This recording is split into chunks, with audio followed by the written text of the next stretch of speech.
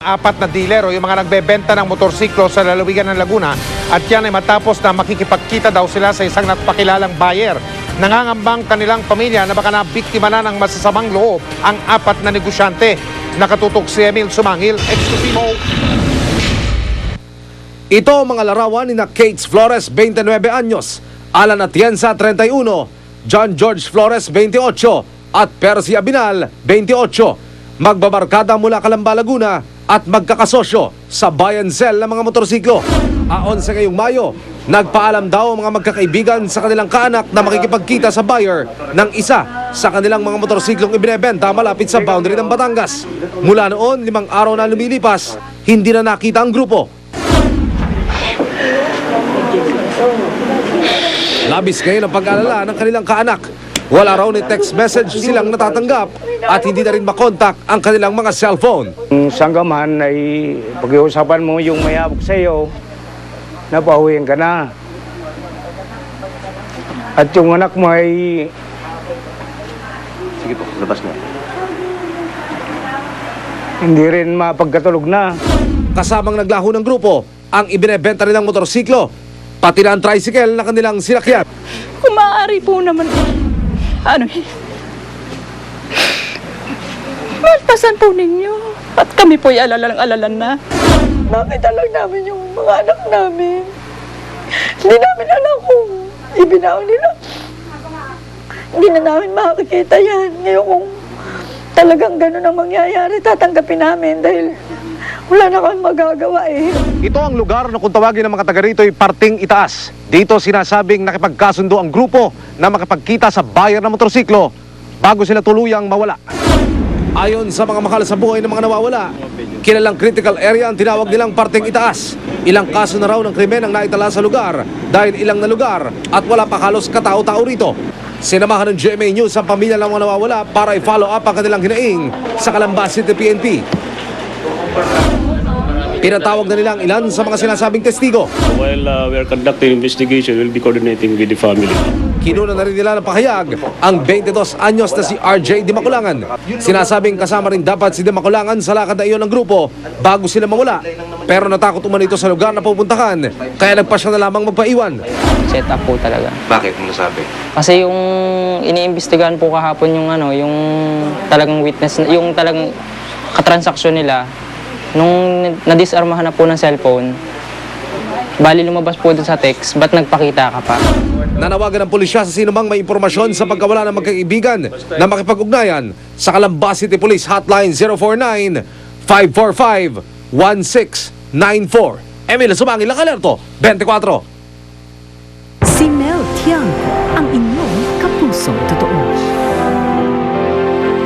Sa panahong ito, tila ang hirap umasenso. Ano po? Minsan sa kabila ng pagsisikap, parang kulang na kulang pa rin. Ngunit para sa GMA Kapuso Foundation, ang pag-unlad hindi dapat iasa sa kapalaran. Bagkus, maaari itong simulan sa isang magandang edukasyon at malusog na pamayanan. Sa sobrang lubak ng daan, aakalaing nasa probinsya na kami. Pero wala pang isang oras ang aming nilakbay mula GMA Network hanggang Mascap Elementary School sa Rodriguez sa Rizal. Taong 2010, nang ating ipagkaloob ang 4 na silid sa paaralan bilang tugon sa lumalaking bilang ng mga mag-aaral doon. Habang itinatayo ang mga silid, lumitaw ang isa pang problema. Walang tubig ang paaralan. Ang buong barangay hirap din sa mapagkukunan ng malinis na tubig. Kailangan pang umigib ng mga mag-aaral sa ilog. Kapag umuulan, 3 araw ang kailangan paghintayin bago ito luminaw. Pag mga bata, minsan nagkakasakit ma'am ng LBM, naiisip namin talaga na baka ang cause nun yung dyan sa tubig namin. Sa po, kasi hindi naman namin sure kung talagang malinis yan. Ito ang nagbunsod sa GMA Kapuso Foundation na ipagpatayo ng isang water distribution system ang naturang eskwelahan. Agad hinikayat ang lahat na makiisa sa isang bayanihan.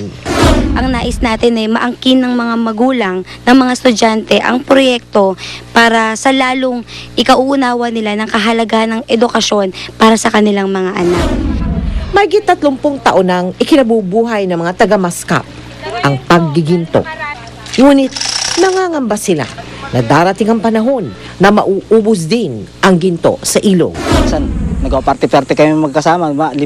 Pagparte-partehin pa namin yung tigu 150 pesos yun para kumita kami. Minsan iniisip namin, kaya pag yung ubos na, saan kami maghahanap buhay uli.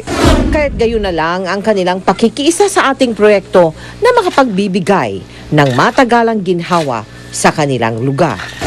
Napakaraming salamat po sa GMA7 na binigyan kami ng patubig na ganyan tsaka ng school na ganito.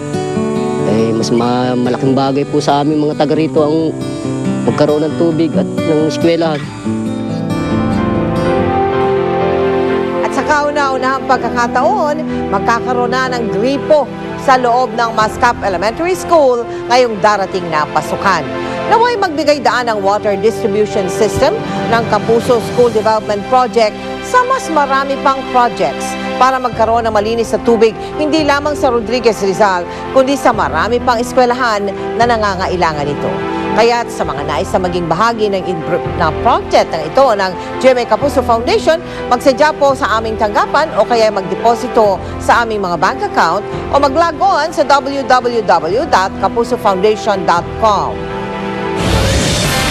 Susunod, sanggol na kinidnap sa Pasig, nabawi sa lalawigan ng Apayao. Sanggol na 2 ulo namatay na. Mga gustong maging instant milyonaryo, pila-pila na ngayon sa mga outlet ng Grand Lotto. Eroplano ng Cathay Pacific nag-emergency landing sa Singapore. Tututukan natin sa pagpapatuloy ng 24 oras.